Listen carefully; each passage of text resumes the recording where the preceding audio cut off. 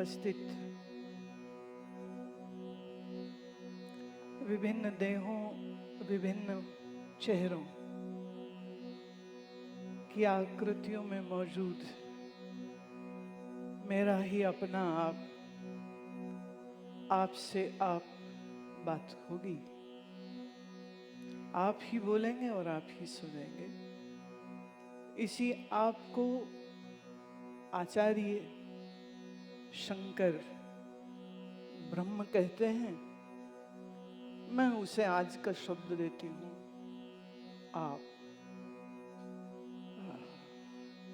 प्रारंभ करेंगे गुरु वंदना से। हो सके तो रीढ़ की हड्डी सीधी करके बैठे, और हो सके तो एक गहरा श्वास भरें, अगर तुम जिंदा हो शरीर से तो। Please take a deep breath in and exhale out. एक गहरा श्वास भरिए और गहरा श्वास बाहर छोड़िए।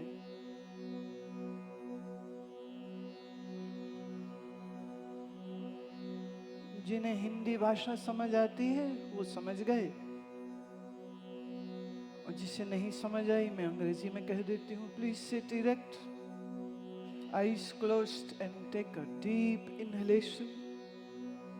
Fill your lungs with air and then exhale out gently and slowly.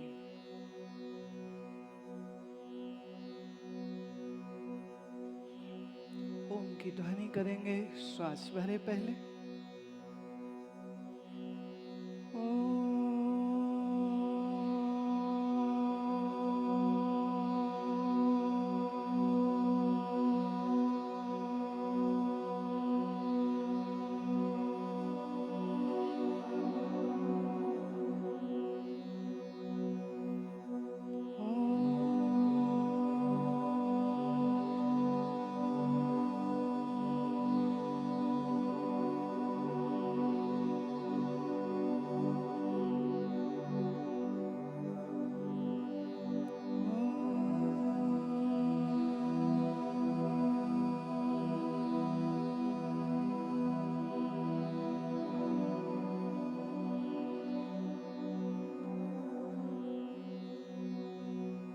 गुरुर्ब्रह्मा गुरुर्विष्णु गुरुर्देवो महेश्वरः, गुरुर्साक्षात् परब्रह्म,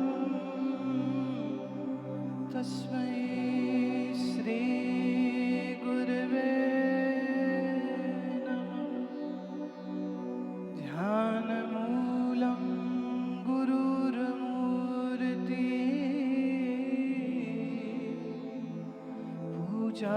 पूजामूलं गुरुर्पदं, मन्त्रमूलं गुरुर्वाक्यं, मोक्षमूलं गुरुकृपा।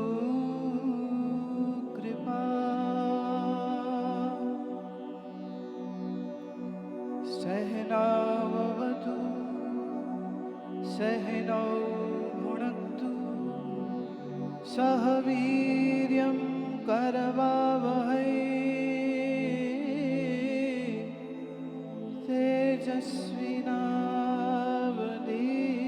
तेजस्विनावधीतमस्तु मा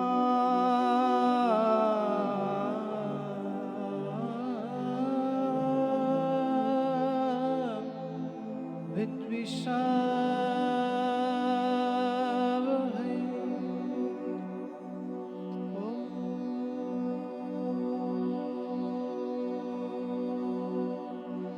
शांति शांति शांति। बोलो सच्चिदानंद भगवान की, श्री सद्गुरुदेव भगवान की,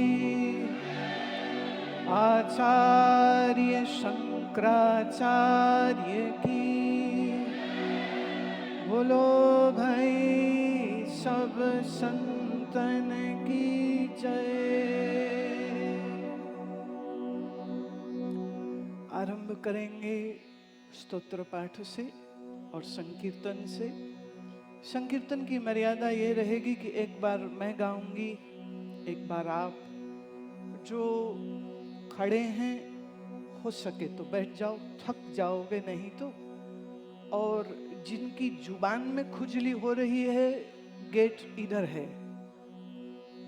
जिसका एलर्जी हो जाती कभी कभी ना जुबान में, तो वो खुजाट होती है। So I have sympathy for all those who have sick in tongue. They can always go out. I need your attention. इस शहर में, इस मानस भवन में मैं सरकार के बुलाने पर नहीं आई हूँ, मैं आपके बुलाने पर आई हूँ।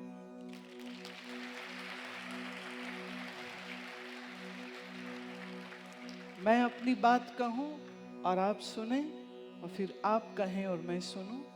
ये क्रम चलेगा, पर इस क्रम में प्रवेश करने से पूर्व हमारी जो परंपरा है संकीर्तन की, मैं उसको लेती हूँ और आदि शंकराचार्य के एक स्तोत्र को भी उसी में लूंगी।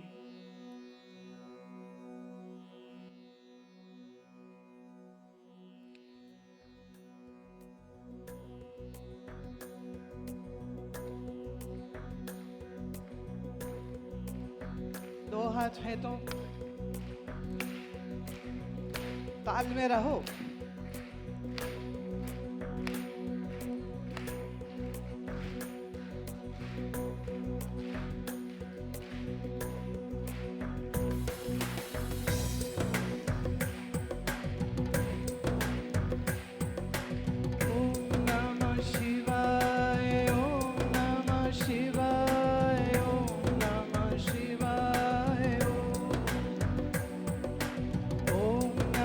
Shiva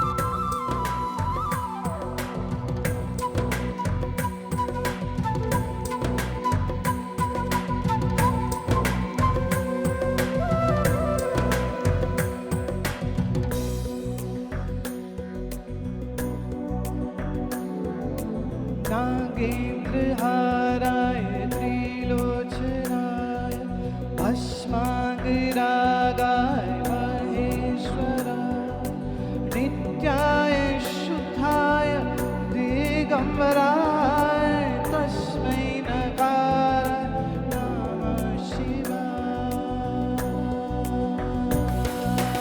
ॐ नमः शिवाय, ॐ नमः शिवाय, ॐ नमः शिवाय, ॐ नमः शिवाय, ॐ नमः शिवाय, ॐ नमः शिवाय।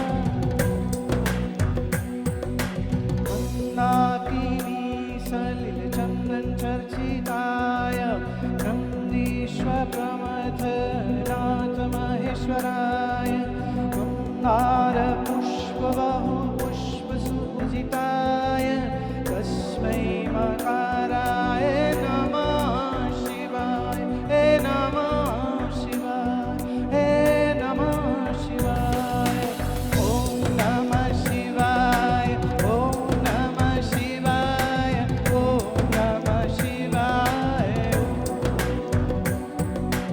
ॐ नमः शिवाय, ॐ नमः शिवाय, ॐ नमः शिवाय,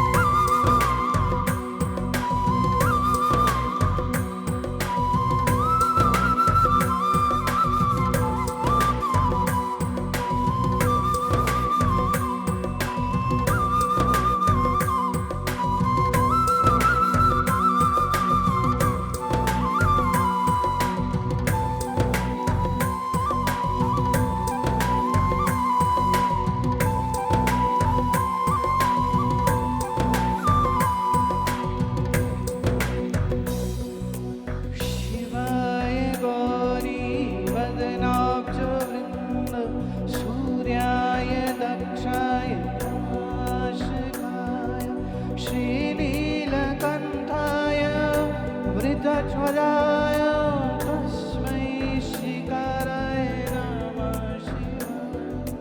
वसिष्ठकुम्भोद्भव गौतमयाय मुनीन्द्रदेवार्चितशेखराय चन्द्राकवैश्वानरलोचनाय तस्मै मकाराय नमः शिवाय। ॐ नमः शिवाय, ॐ नमः शिवाय, ॐ नमः शिवाय, ॐ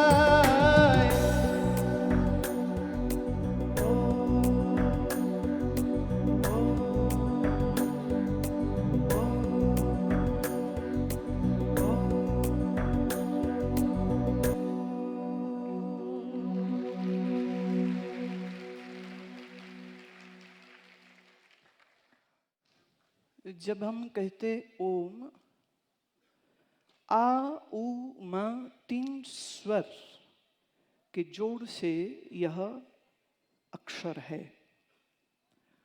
अक्षर को अगर हम समझें तो अक्षर किसका विरोधाभासी है? क्षर का।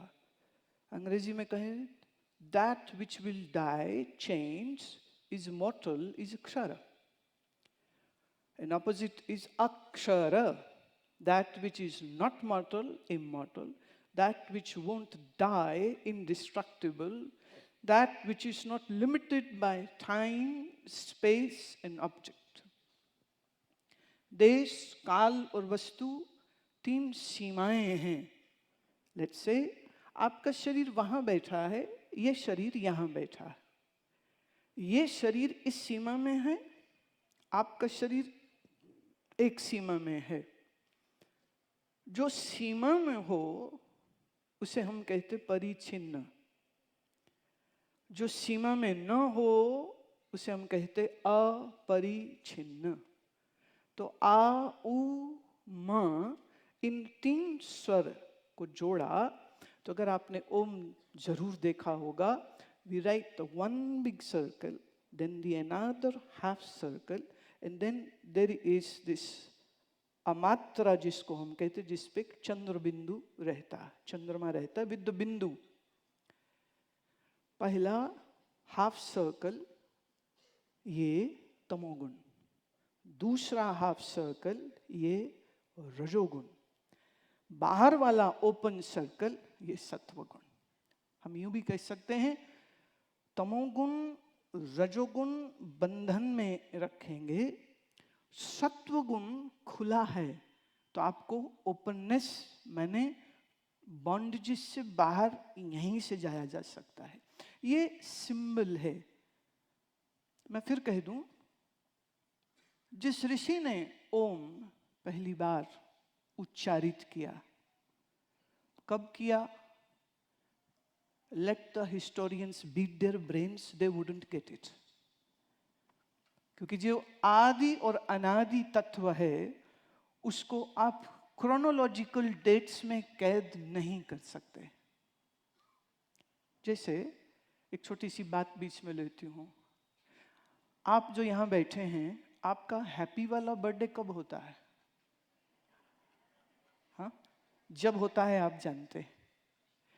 बर्थडे है आपके बॉडी का, शरीर का, जिस दिन आप मां के गर्भ से बाहर आए। Now let me take you some interesting journey, और ये जर्नी आपकी अंतर की होगी। ये तुम्हारा शरीर कहां से बना? मूल में चलते हैं।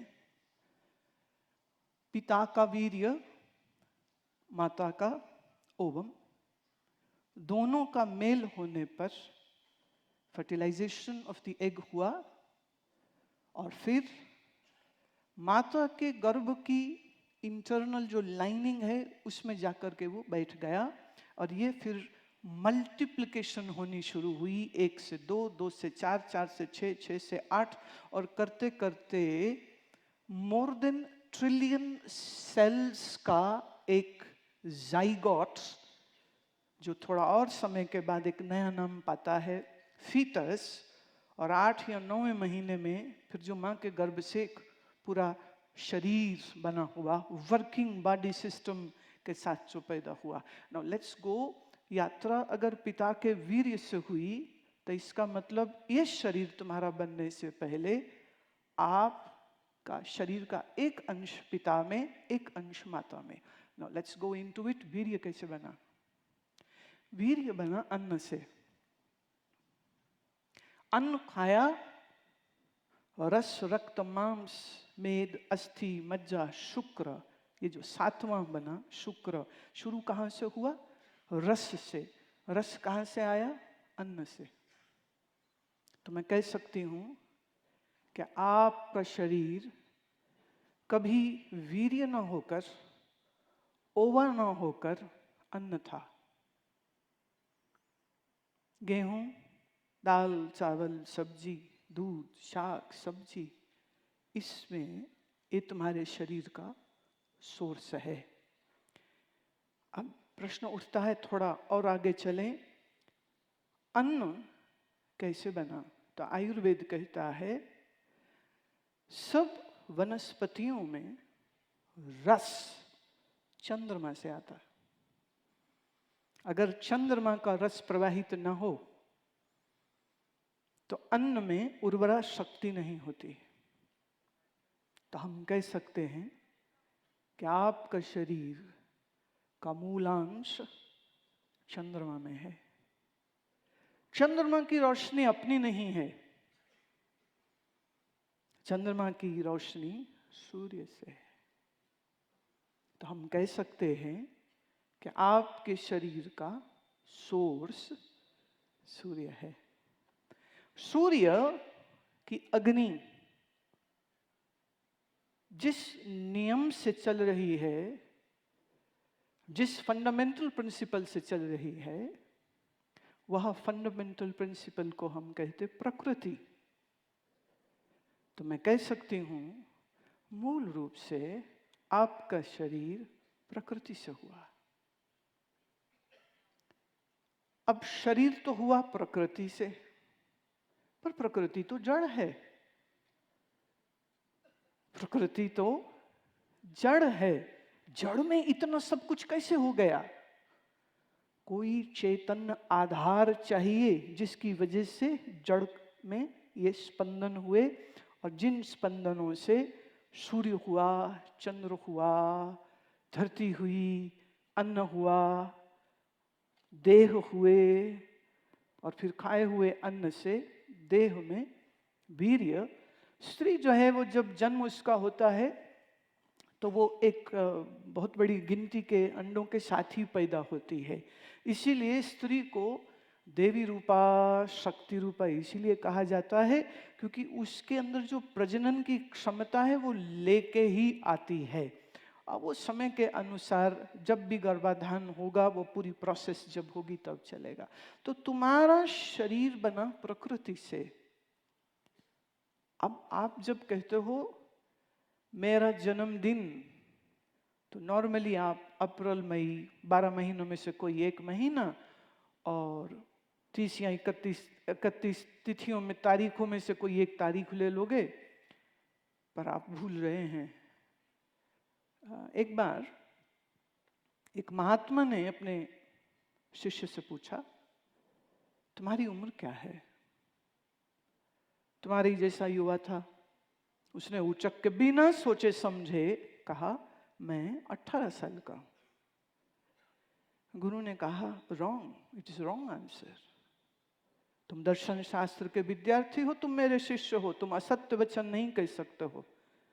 गुरुदेव तो सत्य वचन क्या होगा? उसने कहा, तुम बोलो 18 साल 9 महीने। If you delete those months, if you delete those months when you were in your mother's womb, आप तो कहीं नहीं हैं फिर, है ना? तो वो 9 महीने ऐसे ही छोड़ देंगे? तो गिनो, माँ से पूछो, मैं 9 में पैदा हुआ, 8 में हुआ कि 7 में हुआ? तो कहो 18 साल, 7, 8, 9, 8.5, 9.5 भी हो सकते हैं, मैं इतने समय का। लेकिन मैं फिर पीछे चलती हूँ, माँ के गर्भ से पहले पिता में थे, तो पिता की आयु भी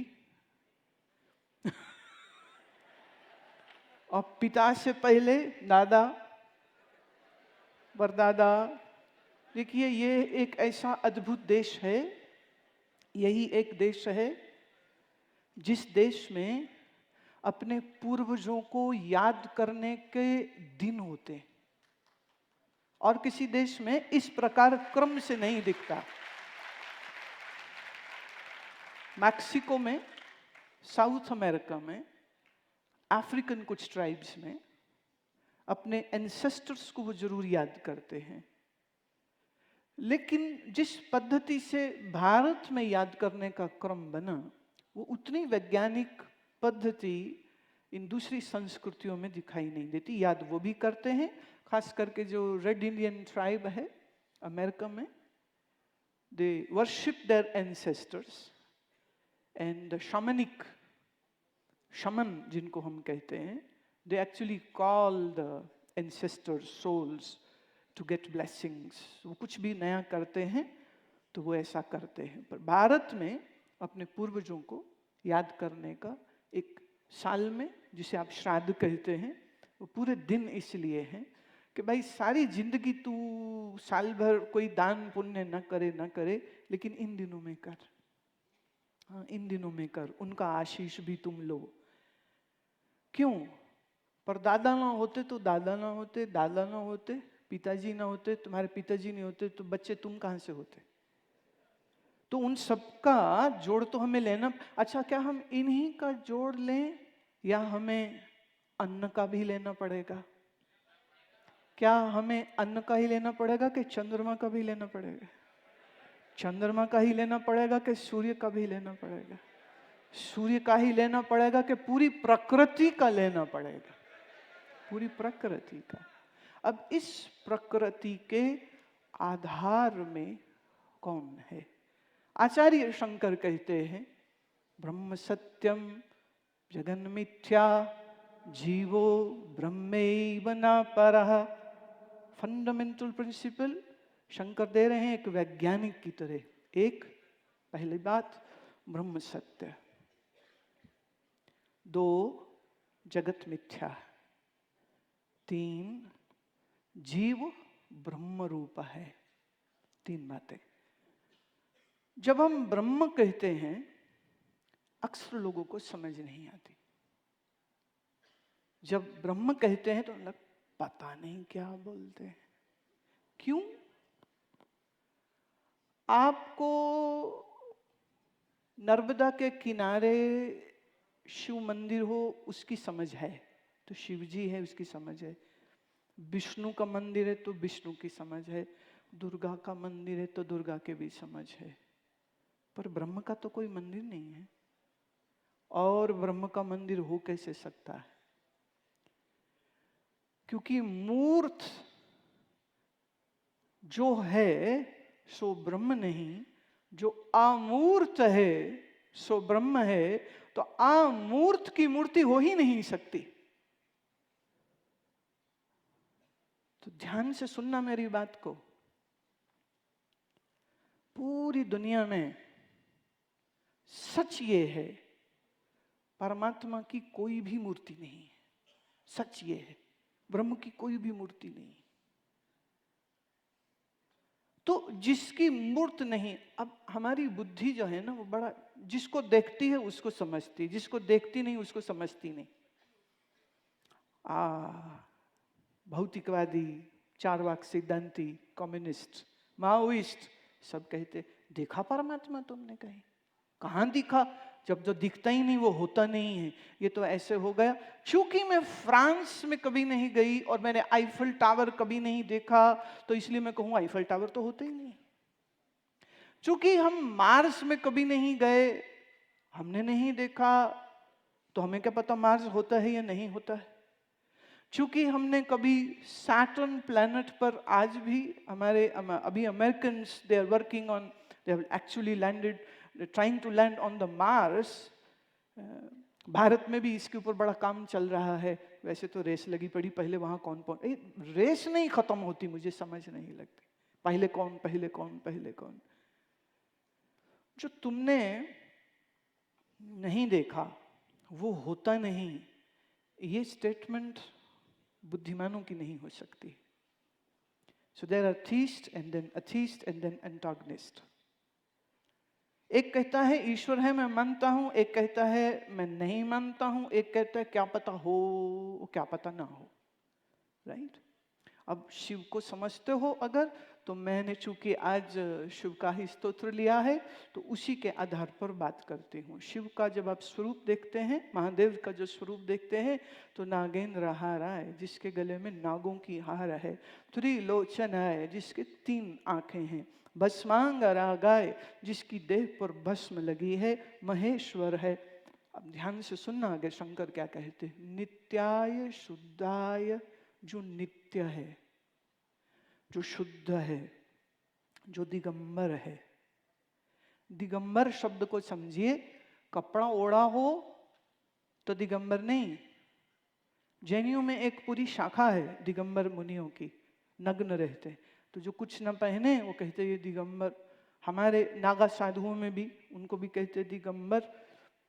लेकिन अगर हम इसका दर्शन के अनुसार थोड़ा अर्थ समझना चाहें तो जो आवरणों से मुक्त है वो दिगंबर। आवरण मतलब पर्दा। ये शरीर एक पर्दा है जो दिखता है, पर इसी शरीर में जो मन है क्या वो भी दिखता है? क्या आपने अपना मन देखा? हाँ, चेहरा उदास हो तो सब कहते हैं अच्छा तू उदास है, और खुश हो तो कहते हैं अच्छा तेरा मन बड़ा प्रसन्न है, क्या हुआ? चेहरे को पढ़ के हम मन के भावों का अनुमान लगाने की कोशिश करते हैं। कभी सही होता, कभी गलत भी हो जाता है। लेकिन किसी भी मनुष्य ने जैसे शीशे में अपनी शक्ल देखी है, ऐसे मन को कभी नहीं देखा। अब तुम क्या कहोगे, मन नहीं होता क्योंकि तुमने आंखों से देखा नहीं है? मूर्खतापूर्ण बात हो जाएगी। और 1840 के पहले तक सारा वेस्टर्न वर्ल्ड ये कहता था इस शरीर में सिर्फ दिमाग ही होता है, मन का पता ही नहीं था। इसलिए मन के ऊपर जो भी शोध शुरू हुए वो बहुत देर में जाकर के 1930 और 35 के बाद अधिकतर हुए। उसके पहले कहते थे इट इज जस्ट ब्रेन।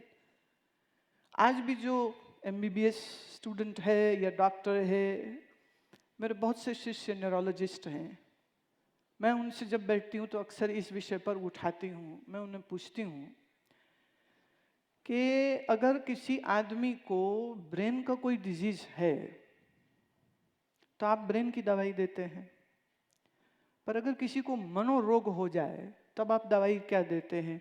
तो कहते जी जैसे हम लोराज़ेपाम देते हैं। मैं वो क्या करेगा? कहते जी वो रिलैक्स कर देगा, वो प्रीफ्रंटल ब्रेन को सुला देगा, वो नींद में ले जाएगा। तो मैंने कहा ये दवाई तो दिमाग की हुई, उसके मन के लिए तुमने क्या दवाई दी? कहते जी मन के लिए दवाई थोड़ी होती है, we can only calm them down. उनको हम ब्रेन को हम सुला सकते हैं। तो मैंने कहा इलाज मन का करना चाहिए, इलाज तुम दिमाग का कर रहे हो, तो तुम साइकेट्रिस्ट कैसे? हाउ? कह रहे पर हमको तो यही सिखाया गया है कि brain and mind are not different entities, it is one. मैं अगर वो वन है तो कैसे, और दो हैं तो वो मैं समझा देती हूँ।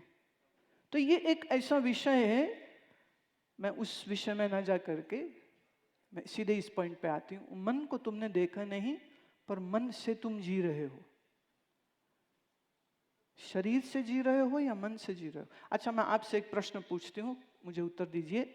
आप गहरी नींद में सो रहे हैं और आपकी गाल पे हम रसगुल्ला रख दें, मजा आएगा? एक ने कहा जी रसगुल्ला तो मतलब रहने ही दीजिए, हम तो बड़े आजकल मॉडर्न हो गए हैं। चलो मैं एक मॉडर्न एग्जांपल देती हूँ। आप एकदम गहरी नींद घोड़े बेच के सो रहे हैं और आपके गाल पर हम पिज्जा स्लाइस रख देते हैं, स्वाद आएगा? क्यों?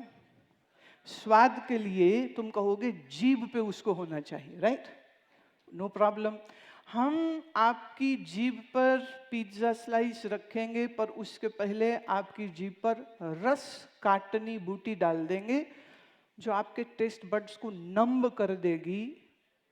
गोबर और गुड़ में कोई फर्क जीभ नहीं समझ पाएगी। जीभ के सेंसरी बड्स तब काम करते हैं जब नर्व इम्पल्स ब्रेन को जाते हैं। अब अगर हम ब्रेन को सुला दें किसी भी सेडेटिव के साथ या इंजेक्शन के साथ, और आपकी जीभ में हम कुछ भी खाने का बढ़िया रखें, आपको कोई स्वाद नहीं आएगा, तो स्वाद जीभ लेती है कि तुम्हारा दिमाग? हाँ, अच्छा, स्वाद दिमाग लेता है कि मन? कोमाटोस पेशेंट जो कोमा में है, जो बेहोश है, हम उसके मुंह में कुछ भी बढ़िया से बढ़िया स्वादिष्ट पदार्थ रख दें, उसका ब्रेन इज फंक्शनल, बट जो कोमाटोस पेशेंट है, mind and brain relation is not established. So that person will be unable to experience the taste of the food which we have kept on his tongue. तो स्वाद मन से आता है. अच्छा, you are all young collegiates and सारे, ये उम्र तो हार्मोन्स की उम्र है, right? It's just age of hormones. So the estrogen is getting attracted to testosterone. That's it. I'm not saying male to female. I'm saying the estrogen is getting attracted to the testosterone. जब तुम ये कहते हो कि ये लड़की मुझे अच्छी लगी, तो वो तुम्हारे मन को अच्छी लगी कि तुम्हारी आंख को अच्छी लगी? लड़की बड़ी सुंदर थी, लड़का आगे गया और वैलेंटाइन डे था,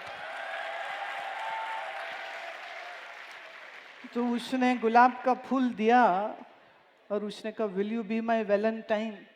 लड़की ने जैसे ही मुंह खोला, ऐसी भौंडी गधेड़ी वाली आवाज आई,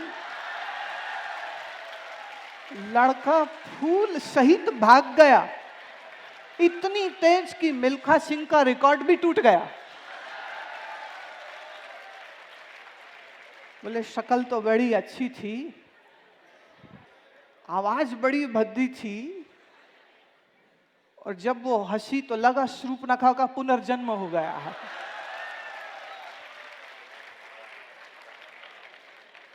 अब ये जो गुण दोष होते हैं, ये हम मन से समझते हैं. किससे समझते हैं? मन से समझते हैं. मन आपने कभी देखा नहीं, पर तुम्हारा ये मन, पागल मन, कभी इसको दे दिया और कभी उसको दे दिया, और फिर जब रिजेक्शन हो गई तो फिर इस दिल के टुकड़े हजार हुए. कोई इधर गिरा, कोई उधर गिरा. आपकी पर्सनालिटी का सबसे बड़ा भाग निश्चित आपका फिजिकल फ्रेम है, आपका शरीर है, पर आपका व्यक्तित्व वास्तव में आपके मन से गढ़ा जाता है. मन को कभी आपने खुद भी नहीं देखा, पर मन से ही जी रहे हो. खुशी, गमी, लेना देना, प्यार, मोहब्बत, डिप्रेशन, जो भी कुछ, वो इस मन को हो रहा है ना. अब ध्यान से सुनना इस बात को. ये शरीर तुम नहीं हो और ये मन भी तुम नहीं हो. जैसे शरीर ने वस्त्र धारण किए, ऐसे तुमने मन को धारण किया हुआ. मन तुम नहीं हो. और ये जो सोचती है, समझती है बुद्धि, ये बुद्धि भी तुम नहीं हो. आप कहेंगे कि हाउ इज इट पॉसिबल कि हम शरीर भी नहीं है, मन भी नहीं है और बुद्धि भी नहीं है. अच्छा, एक छोटा सा एक बात मैं पहले इसमें और कह लूं. जब कोई मरता है, मरा हुआ शरीर तुमने जरूर देखा होगा. न देखा हो, मैं थोड़ी सी टेढ़ी बात कहने वाली हूं. कभी कभी शमशान घाट का चक्कर जरूर लगाना चाहिए. क्यों? हम मौत भी भूल जाते हैं और जीवन कितना कीमती है हमें यह भी याद नहीं रहता है. और ये प्राण कितने कीमती है हमें यह भी याद नहीं रहता है. इसलिए थोड़ी देर का मजा लेने के लिए सिगरेट फूंक लेता है, कभी नशा कर लेता है, कभी शराब पी लेता है और कहते बड़ा मजा आया. एक आदमी दुकान पे गया और पनवाड़ी से कहता है सिगरेट दे दो. उसने दी. कहते नहीं, ये वाली नहीं, जिस पे लिखा होता है ना इससे कैंसर होता है, वो वाली चाहिए. वो वाली चाहिए, कम निकोटीन वाली नहीं चाहिए मुझे. जीवन का हम मोल नहीं समझते, इसीलिए हेलमेट सिर में डाले बगैर मोटरसाइकिल का स्टंट करते हैं. जान का परवाह किए बगैर धुआंधार वाटरफॉल में कूद जाते हैं. जान का परवाह किए बगैर, because the thrill, what is thrill? It is the adrenal rush which comes. वो जो एक शॉक ट्रीटमेंट हम देके मजा आया, and I have done something different, I have done something different, ये डिफरेंट डिफरेंट के चक्कर में युवा पीढ़ी कई बार अपनी जान गवा के बैठ जाती है। ये स्टंट किया, मोटर बाइक उल्टी पड़ी, खोपड़ी फूटी, अम्मा रोवे और बाप रोवे कि एमबीबीएस का फाइनल ईयर था और लड़के की लाश उसके दोस्त ही वापस लेकर के आते।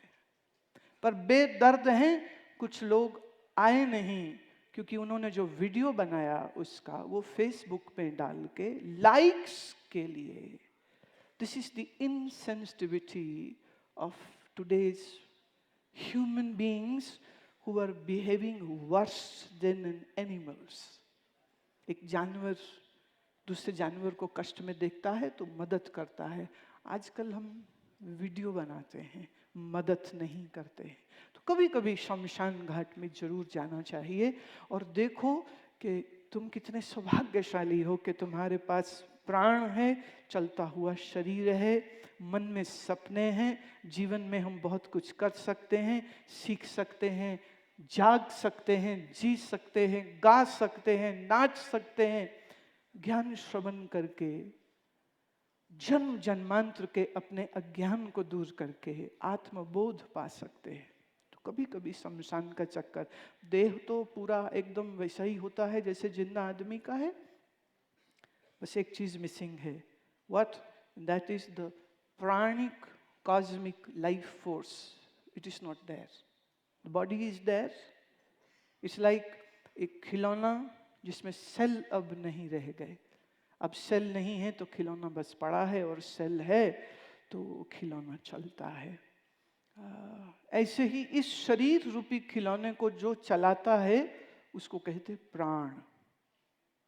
प्राण, कॉस्मिक फोर्स। और ये प्राण कैसे इस शरीर में श्वास का अंदर आना, बाहर जाना, आपका पाचन, heart beat, sleep, body fluids को एक्सक्रीट करना, आपके लिम्फेटिक सिस्टम को चलाना, ये सब कुछ प्राण, अपान, व्यान, उदान, समान, प्राणों के जो 5 ब्रांचेस है उसके द्वारा ये सब काम हो रहा।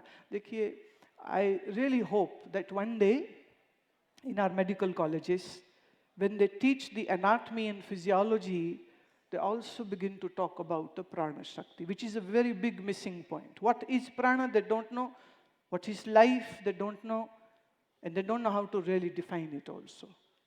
तो शरीर दिखता है, मन नहीं दिखता, पर ये शरीर और ये मन और ये बुद्धि और आपकी 5 सेंसेस, ज्ञान इंद्रिय, 5 कर्म इंद्रियां, ये जो पूरा कंपोजिशन है, ये शरीर और मन और इंद्रियों और बुद्धि का, इस संघात को के बगैर जब मैं अपने आप को जान लूं तो ये होगा दिगंबराय।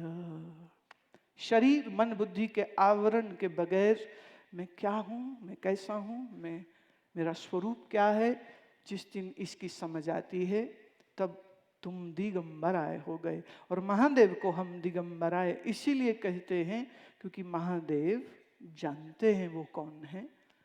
महादेव जो उमा के पति भी हैं, गणेश और कार्तिकेय के पिता भी हैं, लेकिन मूल रूप से वो तो एक योगी हैं, वो आदि शक्ति हैं, वो आदि गुरु हैं।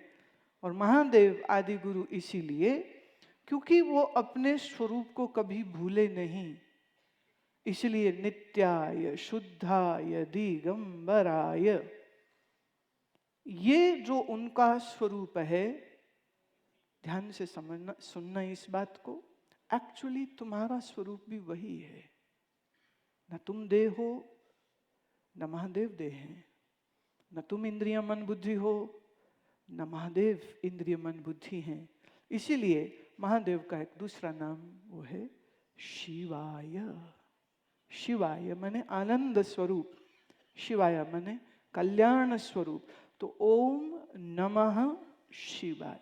तो आ ऊ और माँ इन स्वरों से मिले हुए, रजो तमो सतोगुण, और फिर पार अमात्रा की जो चंद्रमा बिंदु है, ये बिंदु क्या है?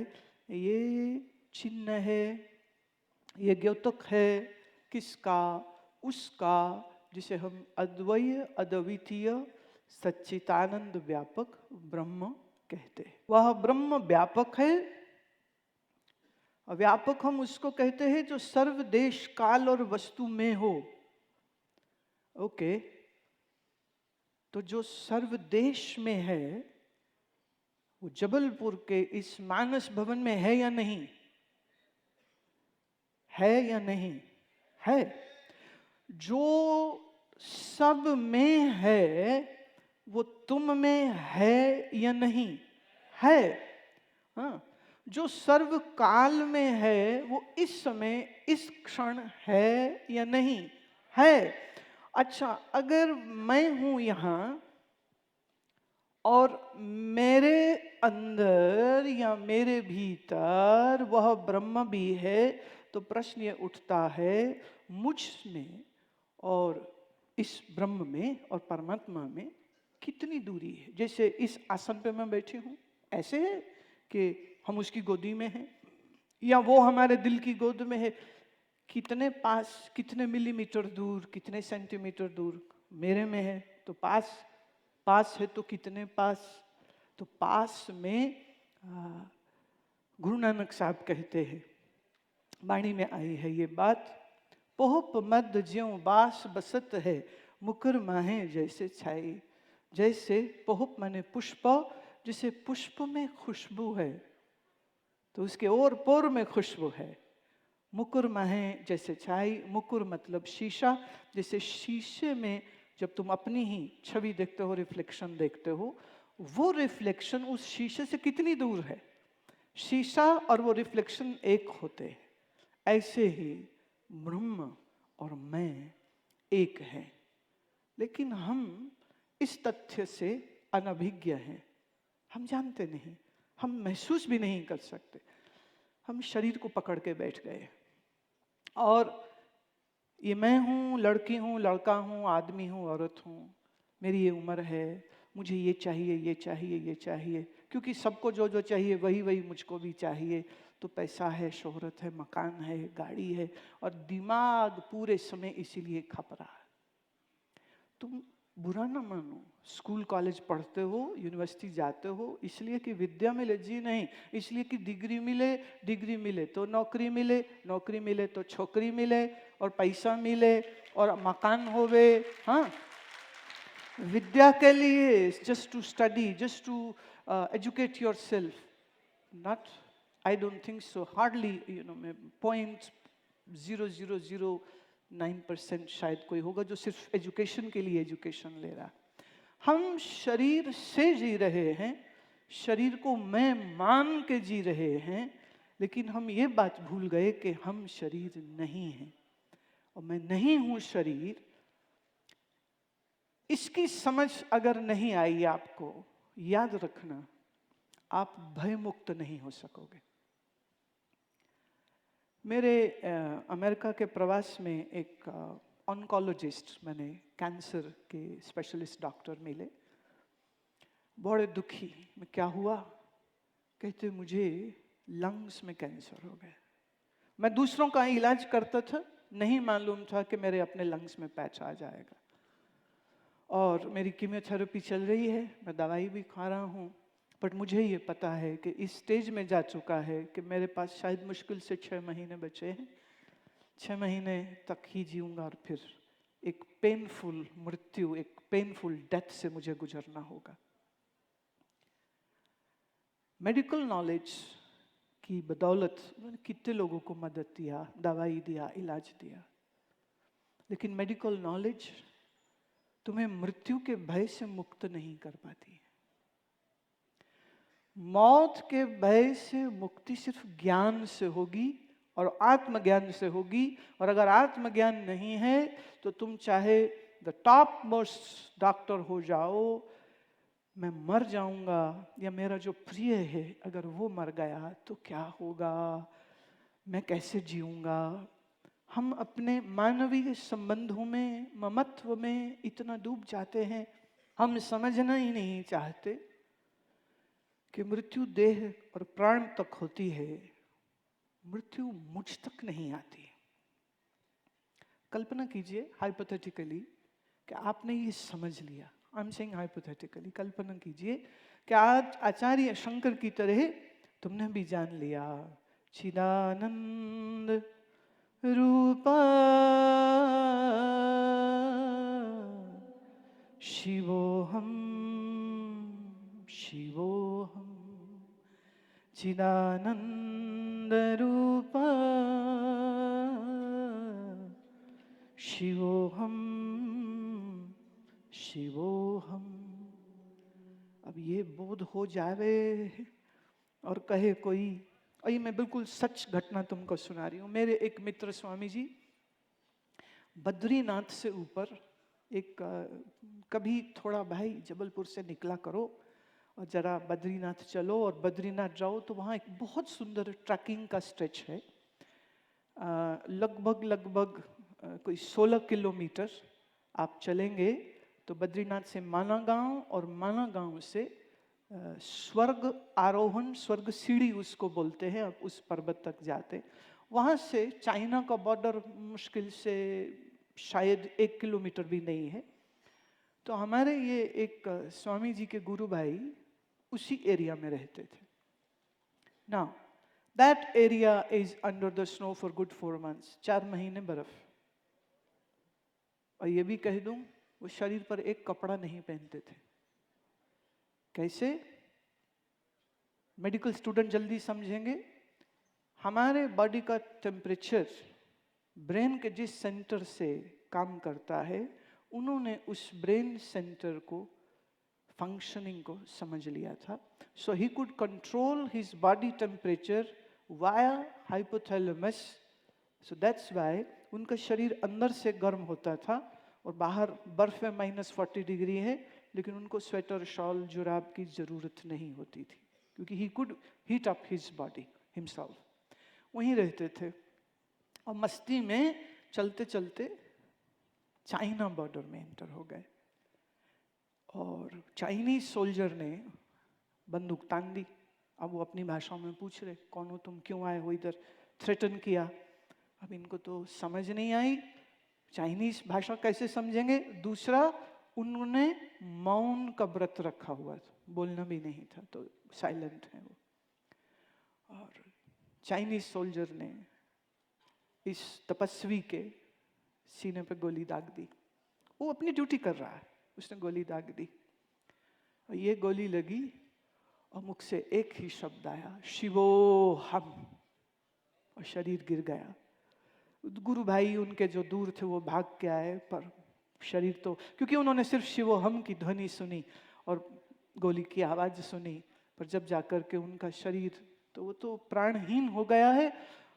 मौन टूटा किससे? शिवोहम के उद्घोष से।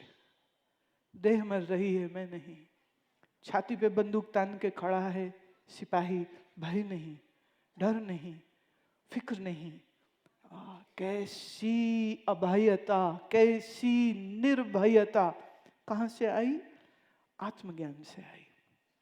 By realizing who you are, you transgress the boundaries of the mind and you become truly fearless.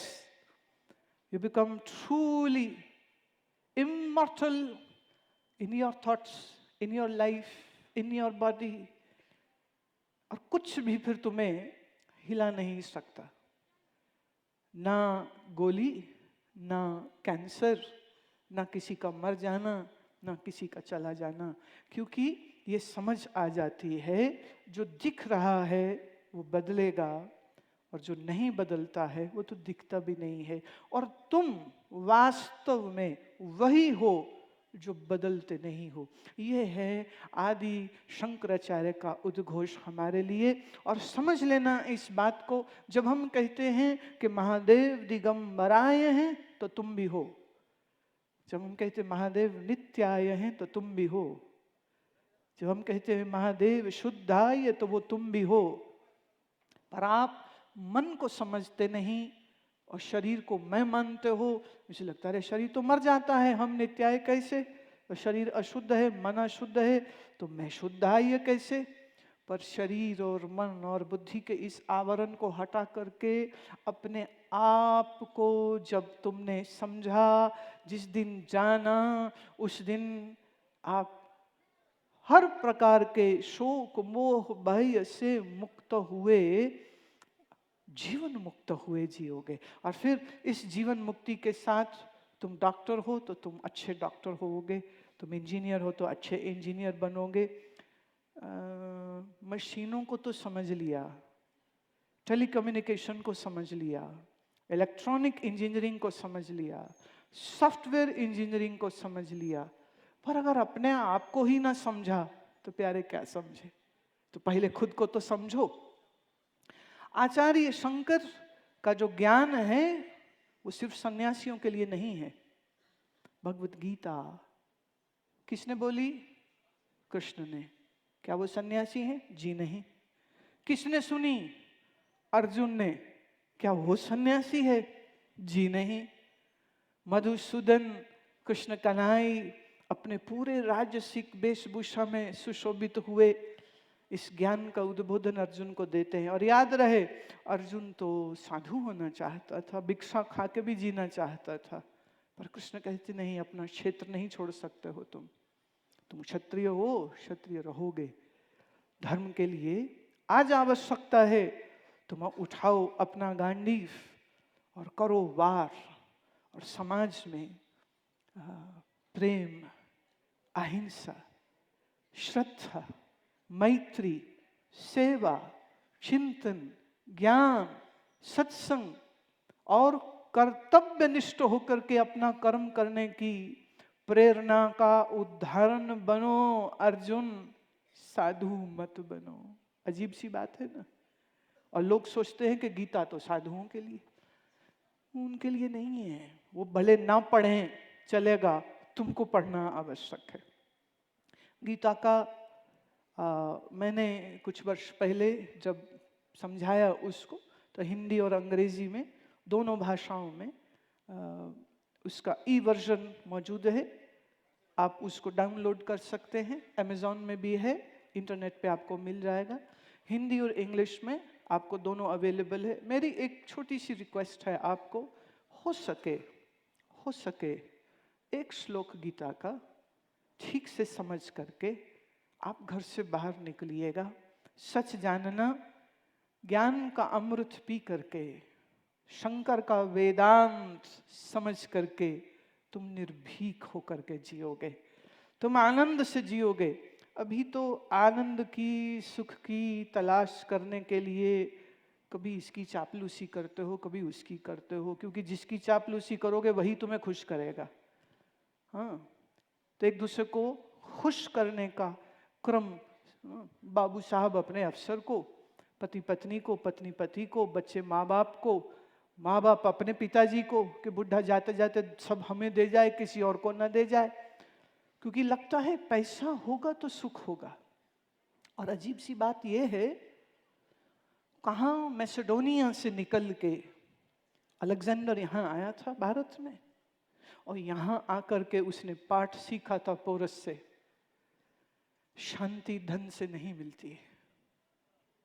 देश लूटे, देश जीते, लाखों लोगों को त्रास किया, हजारों को मारा, और आखिरी सबक इस भारत भूमि पर आके उसने क्या सीखा?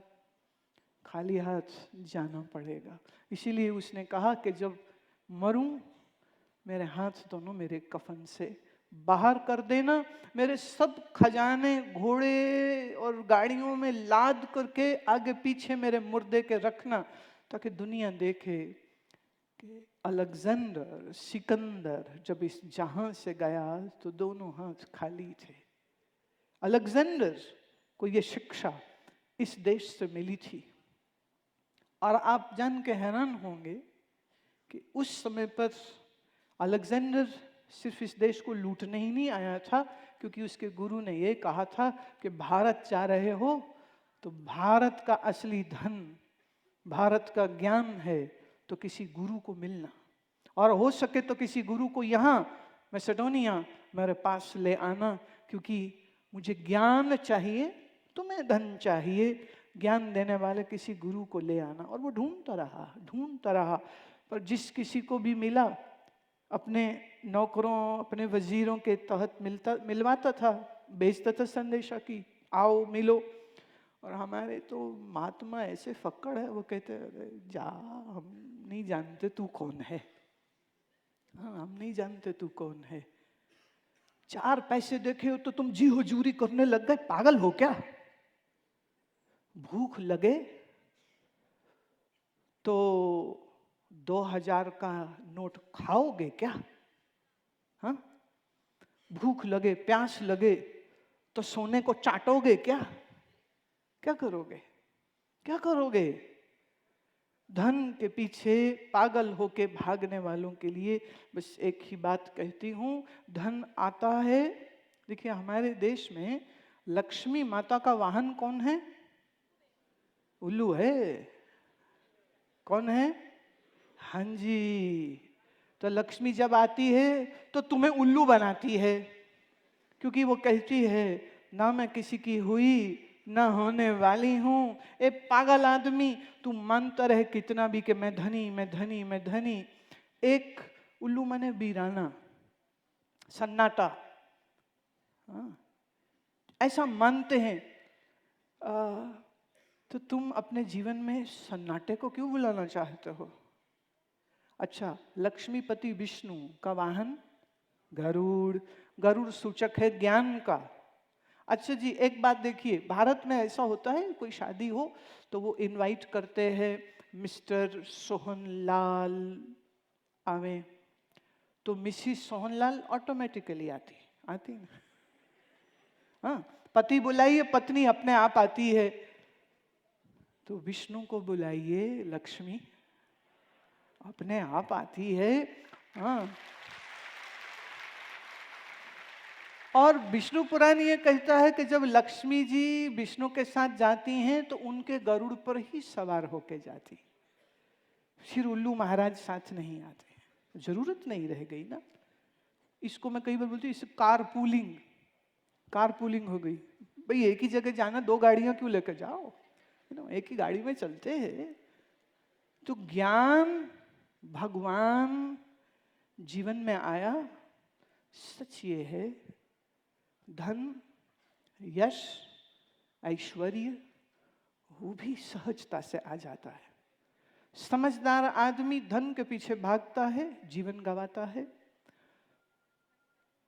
कि बुद्धिमान आदमी हम उसको कहें जो ज्ञान को अपनाता है और बुद्धुओं की तरह धन के पीछे नहीं भागता है। मैं चाहती हूं तुम बुद्धिमान बनना, बुद्धू मत बनना। बुद्धू और बुद्ध में एक ऊ का फर्क है। ऊ लगा बुद्धू, ऊ हटा बुद्ध। तो तुम संबुद्ध बनो, और संबुद्ध बनने के लिए क्या चाहिए? ज्ञान। संबुद्ध होने के लिए क्या चाहिए? ब्रह्म विद्या। और ये ब्रह्म विद्या तुमको परिपूर्ण कर देगी। और इस देश का इतिहास है कौन? राजा जनक। राजा जनक सीता जी के पिता, विदेह मुक्त है, जीवन मुक्त हैं, ज्ञानी हैं और एक सक्षम सुंदर राजा भी हैं। मैं देखती हूँ कि आजकल ना बहुत पुस्तकें चलती हैं। Lot of motivational speakers these days are giving these titles and these talks, how to be successful or how to be rich or how to be prosperous. Okay, fine, but ये सिर्फ ये वो बात हो गई कि लक्ष्मी लक्ष्मी बुलाओ और ज्ञान भूल जाओ। मैं कहती हूँ success is not to be measured with how many billions are there in your account. Success should be measured that you are happy and you sleep very beautifully and you are minus any fears and you are away from any kind of frustration or aggression or depression or agitation. अगर आपके मन में agitation है, depression है, frustration है, तो तुम अमीर नहीं हो। मैं एक छोटा सा गाती हूँ। वाह वाह के मौज फकीरां दी। फकीर किसको कहते हैं? जो ज्ञानी है, जो आत्मज्ञानी है। हाँ, फकीर कौन है? स्थित प्रज्ञ है। जो स्थित प्रज्ञ माने जो अपने स्व को जान करके अपने आप से ही संतुष्ट है जो। और तुम एक दफे आत्मसंतुष्ट स्थित प्रज्ञ हुए तो फिर एक ही बात निकलेगी, वाह वाह वाह वाह वाह वाह। वो शायर लोग शायरी बोले ना तो अच्छा बोले तो दुनिया कहती वाह वाह वाह वाह। और मैंने देखा कवि लोग कहेंगे वाह वाह तो बोलनी पड़ेगी, हैं, ताली तो बजानी पड़ी। बेचारे ताली मांगते रहते, मंच पे खड़े होके मांगना अच्छी बात नहीं होती भाई, पर वो फिर भी मांगते रहते हैं। स्थित प्रज्ञ आत्मज्ञानी। हाँ, आत्मज्ञानी कौन है? जो आनंद की अनुभूति करता है नित्य प्रति और बिना बोले मन में सिर्फ वाह वाह वाह चलती है। क्योंकि सुबह उगती है तो ज्ञानी को लगता है सूर्य मेरे लिए आया है, और पूर्णमासी का चांद रात को आए तो ज्ञानी को लगता है ये चांद भी मेरे लिए ही निकला है। चांद का शरीर अलग, मेरा शरीर अलग, पर चांद में अस्तित्व है किसका? ब्रह्म का। और मेरे में अस्तित्व किसका है? ब्रह्म का। इसलिए चांद और मैं एक, सूर्य और मैं एक, नर्मदा और मैं एक, शिव और मैं एक, विष्णु और मैं एक। ये ज्ञान हो जाने के बाद वाह वाह ना करेगा तो क्या करेगा? अच्छा, मेरे पास संदेश आया है कि कुछ बच्चों को सवाल पूछने हैं, तो सवाल पूछिए पहले। That will be fun. Let's have some questions, please. Yes. Guru Ma, myself Nimisha Pandey and I am from Takshila Institute of Engineering and Technology. माँ, मेरा सवाल ये है कि जो ओम शब्द होता है, कहते हैं कि उसमें संसार का सारा निचोड़ भरा हुआ है जी। तो मुझे वही चीज़ समझनी है कि कैसे उसमें संसार का सारा निचोड़ भरा हुआ है। मैंने अपनी बात वहीं से शुरू की थी। आ उ और माँ, तमोगुण, रजोगुण और सत्वगुण, इन तीन गुणों के सम्मिश्रण से ही ये प्रकृति, ये सृष्टि चल रही है। और इन्हीं तीन गुणों के आधार में ब्रह्म है। हाँ, तो इसलिए त्रिगुणात्मक प्रकृति इस जगत का चिन्ह है ओम। और इसी जगत का आधार और अधिष्ठान, सत्य चित्त आनंद व्यापक एक शब्द कहे तो ब्रह्म है। इसलिए ओम को, जैसे केमिस्ट्री में ऑक्सीजन पूरा शब्द लिखने की जरूरत नहीं। What is the symbol? It's a symbol. For carbon dioxide it is CO2, for water it is H2O। ऐसे ही ऋषियों ने पूरे औपनिषदिक ज्ञान को चिन्ह रूप से ओम में समाहित कर दिया कि मात्र इस एक चीज को आपने समझ लिया तो आपको सब समझ लग जाएगा। रजो तमो सतोगुण के मिलने से कैसे सृष्टि होती है, ये विषय बहुत बड़ा है। लेकिन अगर आप थोड़ा सा अगर भगवद गीता का 15वां जो अध्याय है थोड़ा उसका अध्ययन करेंगे तो बहुत डिटेल में ये चीज़ आपको समझ लग जाएगी कि रजगुण, तमगुण और सतगुण के मिलने से ये सृष्टि कैसे हुई। और उसी सृष्टि का आधार सच्चिदानंद ब्रह्म है। अब ये ज्ञान, ये बोध हमें अपने आप के बारे में भी करा देता है समझ, और सृष्टि के बारे में भी समझ करा देता है। अगला सवाल। Ma'am, another question. हाँ, शिव और शंकर दोनों शब्द का अलग अलग अर्थ होता है। जैसे जी। हम शिवलिंग बोलते हैं लेकिन जी। हम वो शंकर लिंग नहीं बोल सकते। प्यारी बिटिया, ये बात भी मैं लगभग अभी कह चुकी। शंकर महादेव जिनको हम देखते हैं, जो स्वरूप, जो एक पुरुष का जो स्वरूप, जिसका हमने स्तोत्र भी गाया, नागेंद्र हाराय त्रिलोचनाय वाला, वो उसका जो आकार है। लेकिन ये आकार किससे हुआ उसको हम शिव तत्व कहते हैं। जैसे मिट्टी में कोई आकार नहीं, पर फिर उसी मिट्टी से घड़ा बना, मकान बना, सुराही बनी तो आकार हो गया।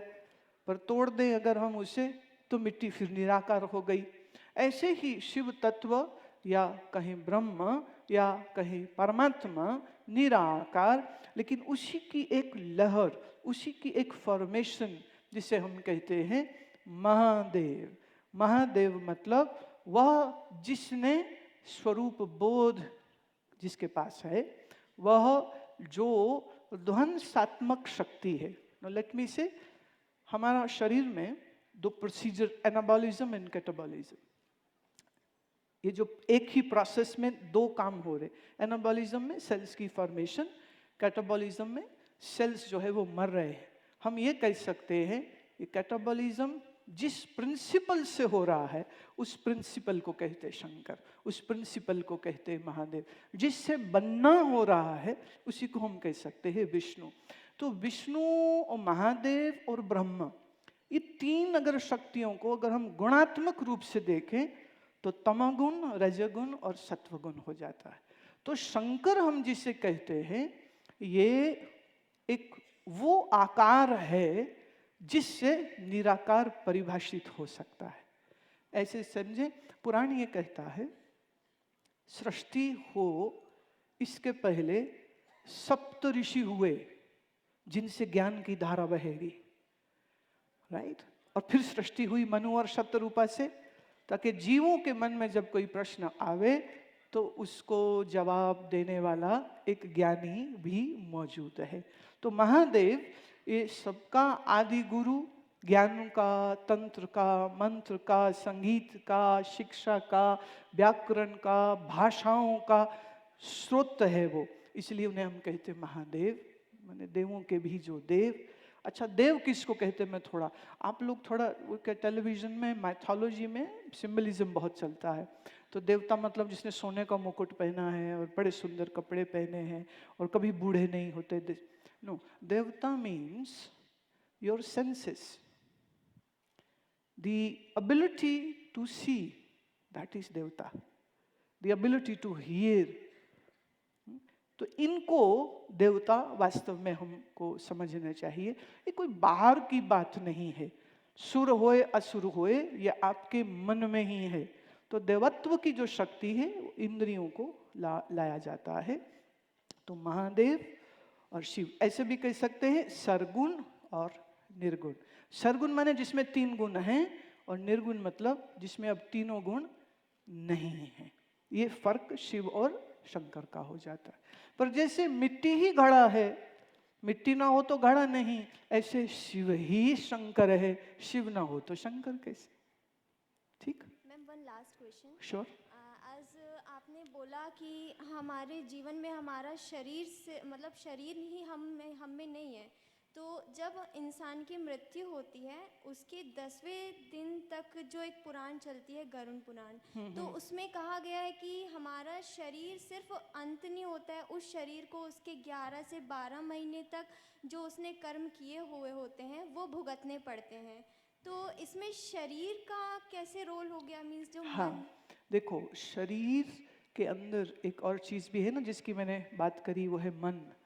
तो मृत्यु में शरीर मरता है, मन नहीं मरता है। और यही मन फिर अगला शरीर लेकर के अपने शुभ अशुभ कर्मों के फल को भोगता है। समझे?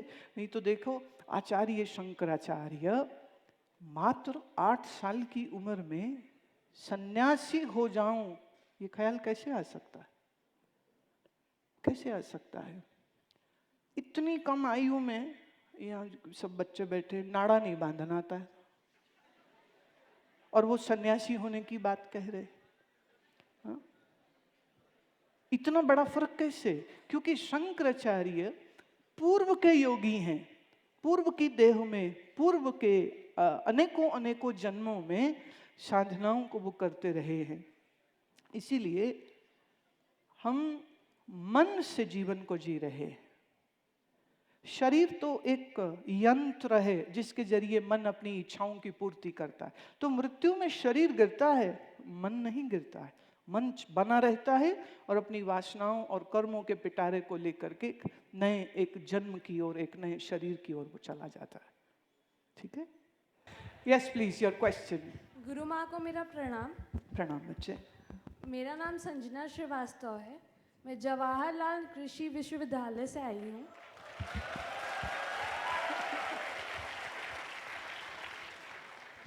गुरु मैम, मेरा प्रश्न ये है कि कभी कभी ऐसी सिचुएशन आती हैं जहाँ पे हमसे कुछ गलतियाँ हो जाती है। जी उन गलतियों के कारण हम निगेटिविटी हमारे अंदर आ जाती है। जी। तो उन सिचुएशन में हम अपने आप को पॉजिटिव कैसे रखें? देखिए, पहली बात यह है, जो गलती ना करे वो इंसान नहीं है।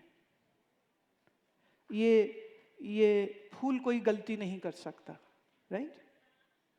फूल कोई गलती नहीं कर सकता, फूल फूल ही रहेगा, फूल कभी कांटा नहीं बन सकता। इंसान के अंदर मन है, मन सीख रहा है, मन जी रहा है, मन भावनाओं से चलता है, और अपनी भावनाओं में बह करके मनुष्य से भूल होती है, निश्चित होती है, होगी।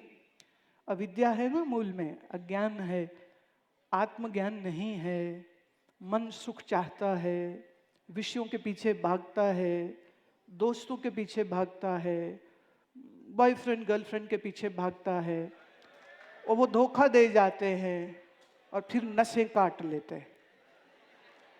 जी, अब जो गलती ना करे वो इंसान नहीं, पर जो गलती, एक ही गलती को बार बार करे वो भी इंसान नहीं, गधा है वो। पहली बात, गलती करके शिक्षा ले ले, मैं उसे इंसान कहती हूँ। जैसे कोई गलती करे और वो गलती रियलाइज भी करे और वो आपसे कहे कि मुझे माफ़ कर दीजिए, तो आपका बड़प्पन क्या होगा? माफ़ कर देना। तो जैसे तुम दूसरे को माफ़ करके बड़े हो जाते हो, ऐसे अपने आप को भी तो माफ़ कर लिया करो ना। तुमसे भूल क्यों नहीं हो सकती? हो सकती है। माया से बने शरीर और मन में there is no perfection. There is going to be some loopholes everywhere. But we should learn that life is about learning, and life is to go closer and closer to perfection. But even in imperfection, be perfect. Yes. साष्टांग दंडवत प्रणाम गुरु माँ। नाम बोलो बच्चा। मेरा नाम चंद्रमौली दुबे है, मैं केंद्रीय विद्यालय GCM नंबर 1 में पढ़ता हूँ। जी। मेरा ये सवाल है कि मैं बहुत खेलता हूँ, तो पढ़ाई में ध्यान कैसे लगाऊं? बहुत सारे बच्चों की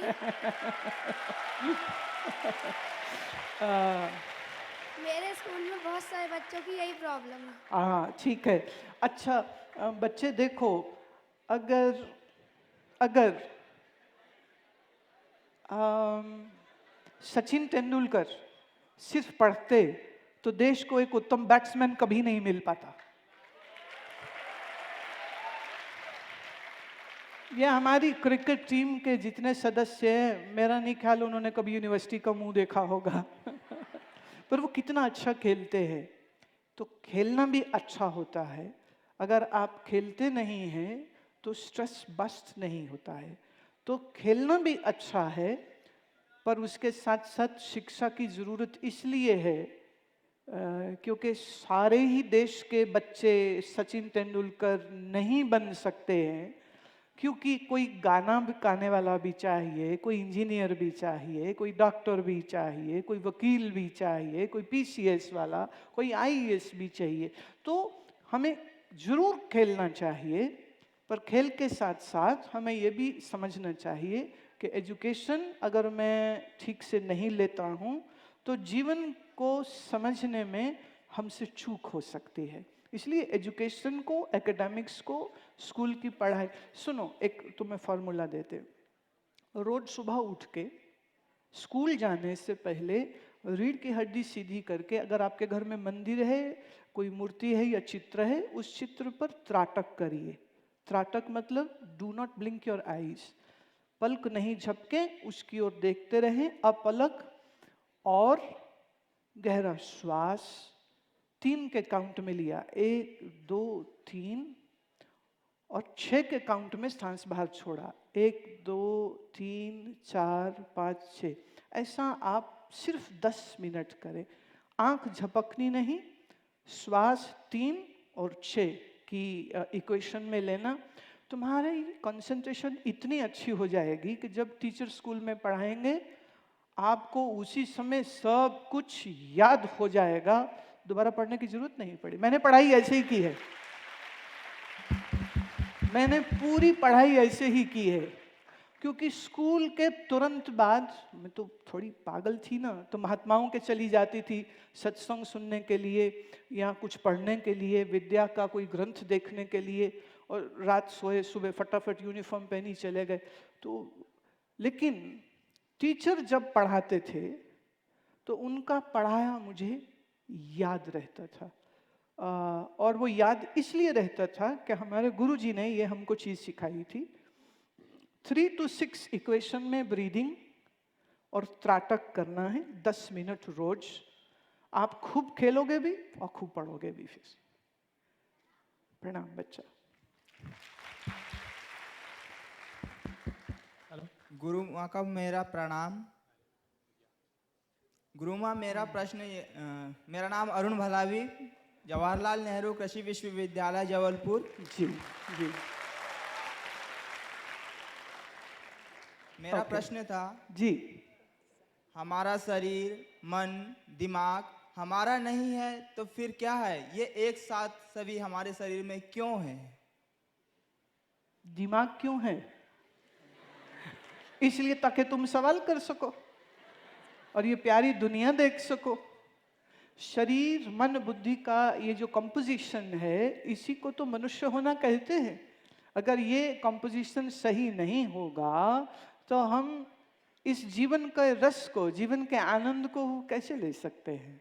तो बुद्धि भी, मन भी, इंद्रियां भी, शरीर भी, ये total composition is a must to be alive and to live your life. Please don't say कि I don't want it, it is the beautiful blessings which you have. मेरा एक सवाल है कि जी। गीता में श्री भगवान अर्जुन को कर्मयोग में कहते हैं कि कर्मण्यवाधिकारस्ते मा फलेषु कदाचन मा कर्म हेतुर्भु मानते संगोत्सव कर्मणि। जी। श्री भगवान कहते हैं कि अर्जुन तू सिर्फ कर्म कर, फल की इच्छा न कर। वैसे ही सभी पर लागू होता है। तो आज के जो विद्यार्थी है, समस्त जन है, जो भी काम करते हैं उसमें कर्म तो करते ही हूँ, लेकिन एक फल की इच्छा, फल के प्रति आसक्त हो जाते हैं।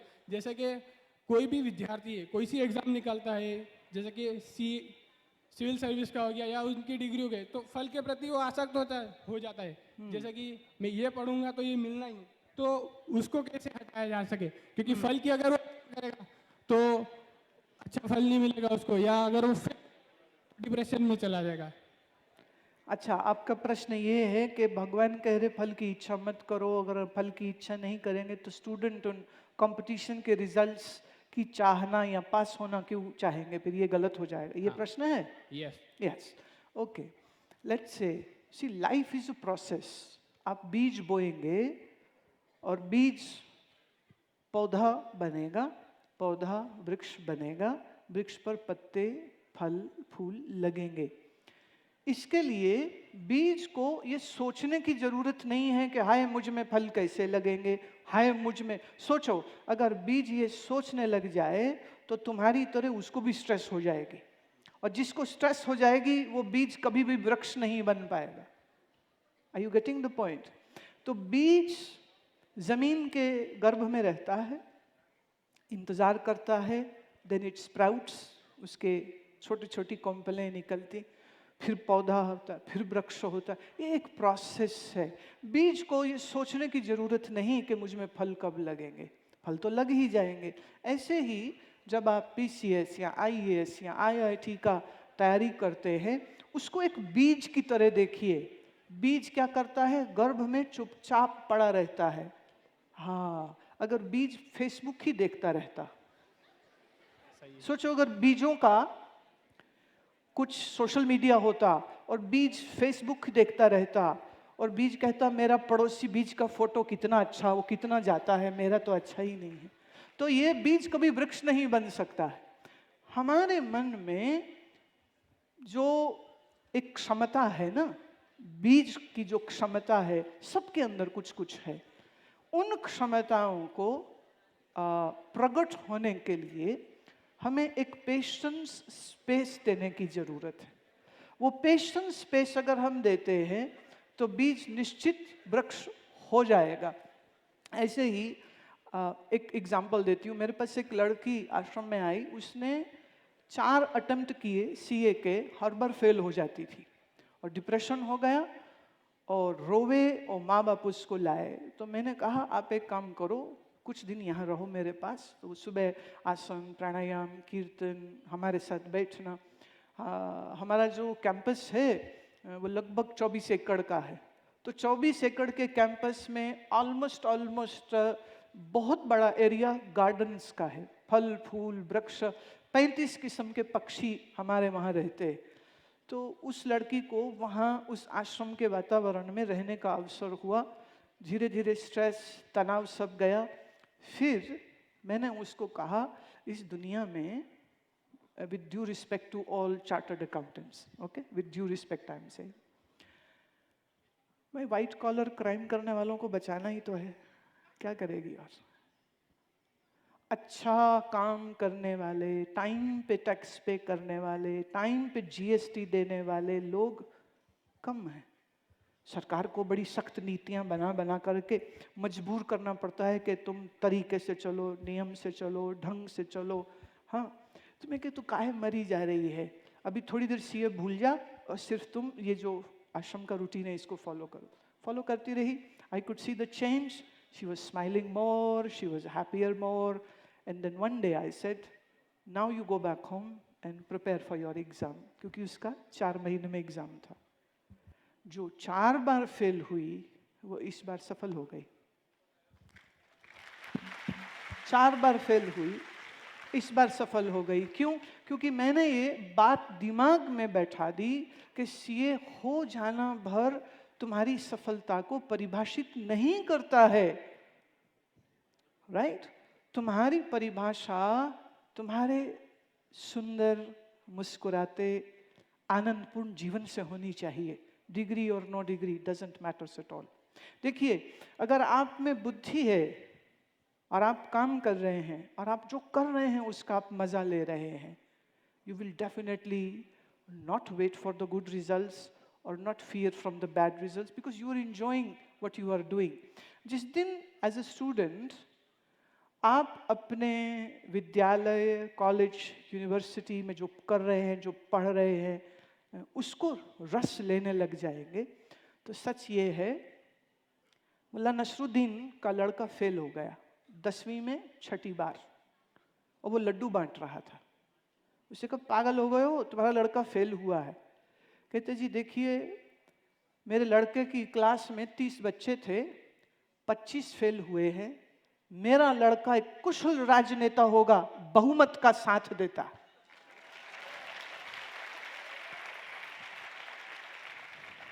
Learn to enjoy your failures also. जिंदगी यही है। कल की सोच कर करके हम अपने आज को बर्बाद कर लेते। फल कल मिलना है, जिंदगी आज चल रही है, फल कल मिलना है, कर्म आज हम कर रहे हैं, तो हम अपना आज न जिएं और बेवकूफ़ों की तरह कल क्या होगा क्या होगा क्या होगा उसमें मरे चले जाएं। ये बुद्धिमानी नहीं है। इसलिए श्री कृष्ण कहते हैं, फल की चिंता छोड़, कर्मण्येवाधिकारस्ते। Okay, last question now, it will be a last now. Nilesh Patel, और जवाहरलाल नेहरू कृषि विश्वविद्यालय जबलपुर। अरे प्यारे, थोड़ा प्यार से बोल। तुम तो डरा रहे हो। हाँ, हम डरने वाले हैं नहीं, शेरनी हैं। हाँ, प्यार से बोल, मोहब्बत से। जी, सवाल। मेरा क्वेश्चन ये है, मैम आपने कहा, नाइस, गुड वर्क। आपने कहा जी कि मृत्यु से मत डरो, एक तरफ आपने कहा, और दूसरे पहलू में आपने कहा मृत्यु से डरो, शमशान जाओ देखो। दूसरी तरफ आपने इसी चीज को मतलब गलत साबित कर दिया कि मृत्यु से मत डरो, ये तो देह है, कभी भी त्याग दोगे। ठीक है, यदि देह है तो जो अपन स्मोकिंग कर रहा है, संड कर, इससे क्या होगा? देह को नुकसान हो रहा है ना। हाँ, वो तो अपन कभी भी त्याग देंगे। बिल्कुल तो बिल्कुल। फिर ये तो करना चाहिए।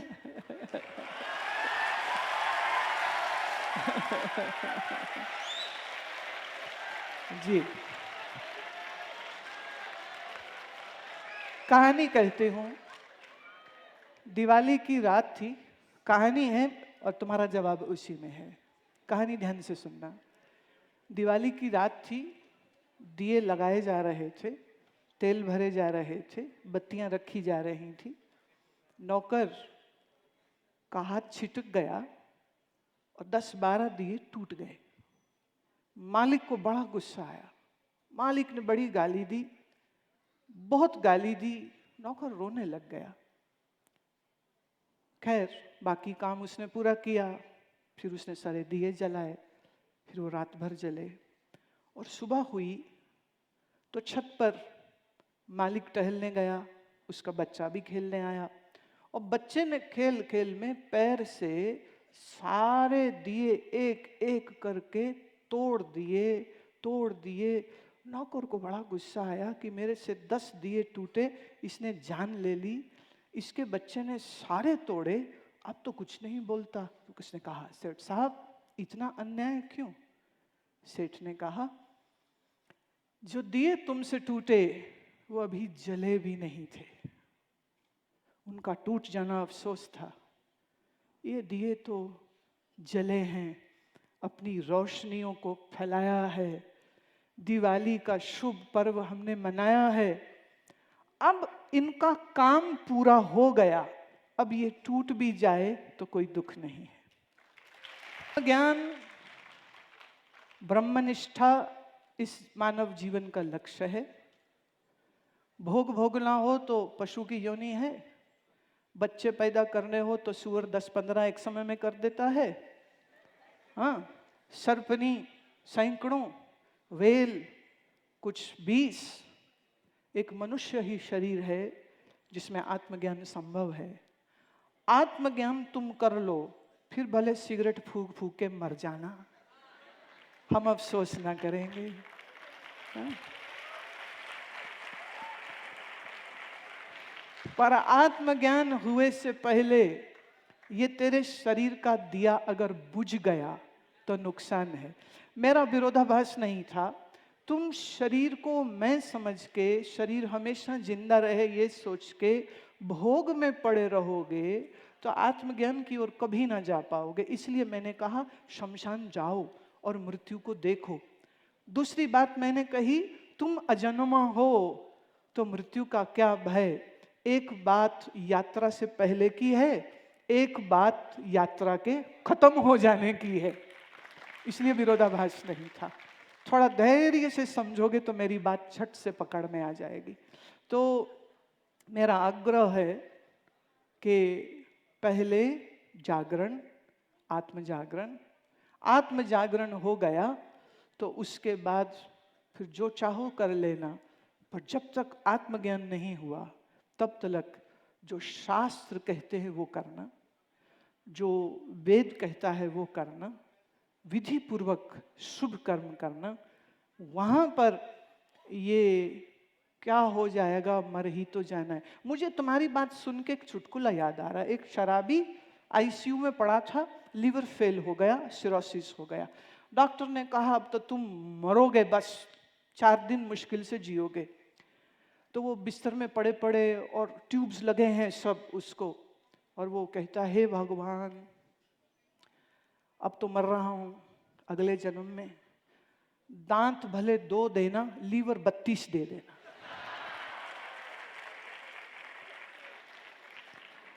तो जो लीवर 32 मांग रहा है, ऐसे महामूढ़ के लिए ये ज्ञान चर्चा नहीं थी। और कोई गलती से आ गया है तो मैंने उसका समय खराब किया, मैं उसके लिए क्षमा मांग सकती हूँ। पर मेरा समय तुम खराब नहीं कर सकते, क्योंकि इतना खूबसूरत प्रश्न न पूछते तो ये चुटकुला कैसे सुनाती मैं। I think so we should be done with it. बहुत आनंद हुआ आप सबको मिलके, विशेष करके युवा पीढ़ी को, आप स्टूडेंट्स को। मेरा आग्रह है कभी आप ऋषि चैतन्य आश्रम गन्नौर, जो दिल्ली से 65 किलोमीटर दूर नेशनल हाईवे 1 पर है, आप कभी वहाँ आइए। तो मैं वहाँ ये नहीं कहूँगी कि बस सब और सवाल मत पूछो, फिर जितने चाहे पूछ लेना। और मेरा आग्रह है कि जो कुछ मैंने कहा उसको थोड़ा पुनः चिंतन कीजिएगा। वेदांत ज्ञान, ये ब्रह्म विद्या हमें भरपूर जीवन जीने की कला सिखाता है। और मैं चाहती हूँ तुम ये भरपूर जीवन आनंद से जी सको। इतना ही कहकर मैं वाणी को विश्राम देती हूँ। आपने इतने प्रेम से मेरी बातों को सुना, उसके लिए मैं अनुग्रहित हूँ। अंत में शांति पाठ करते हैं।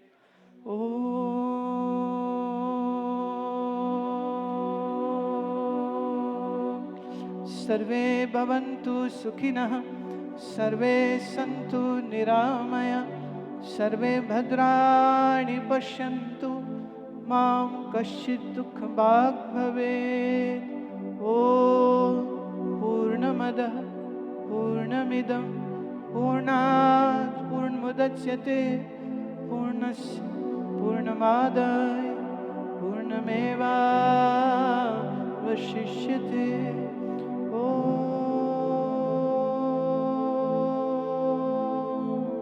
शांति शांति शांति। बोलो सच्चिदानंद भगवान की, श्री सद्गुरुदेव भगवान की, सत्य सनातन धर्म की, बोलो भाई सब संतन की जय। हर हर महादेव, हर हर महादेव, हर हर महादेव।